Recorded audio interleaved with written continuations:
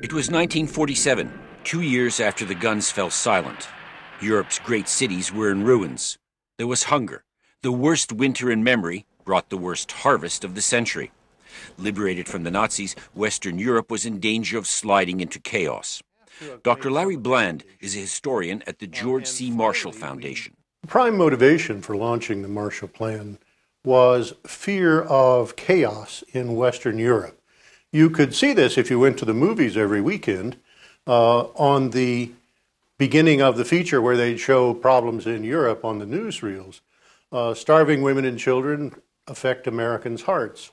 So that there's that aspect, women and children in Germany and West Europe, but also the strength of the Communist Party in countries like France and Italy was very worrisome.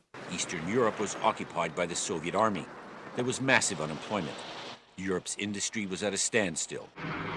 Immediately after providing emergency supplies of food and clothing, the U.S. Marshall Plan focused on economic choke points. Without coal to fuel factories and mills, Europe's economy would never recover. The problem is that much of the coal in Europe comes from German mines, which are flooded and the surface effectively bombed. The Germans have no means of opening these mines, and the United States is going to provide certain key equipment. Now, the Germans are going to mine all the coal, but we're going to pump out the mines and rebuild workers' housing and vaccinate them against tuberculosis and other things that will allow them to work very hard. And the U.S. insisted the Europeans cooperate to move that German coal to other nations on the continent to heat homes and get factories moving again. The United States authorized $13 billion over 4 years, the equivalent of $100 billion today, spread over 16 countries. But perhaps the most important part of the Marshall Plan was its effect on the morale of Western Europeans. Even former enemies, Italians and Germans, were included.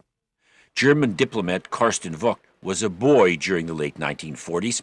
He says the American generosity provided a huge psychological boost. Together with the Berlin Airlift, it was a changing attitude. Quite of a sudden, the Americans, who were anyhow perceived in a better way than the Russians from the very outset, even during the end of the war, now were seen no longer as primarily as occupiers, but as friends. Winston Churchill called the Marshall Plan the most unsordid act in history. The recovery from the most destructive war in history was dramatic. Western Europe's gross national product went up 32% in the 4 years of the Marshall Plan's existence. It sparked a generation-long economic boom. It provided the framework for what eventually became the European Union. In Washington for VOA News, I'm George Lewinsky.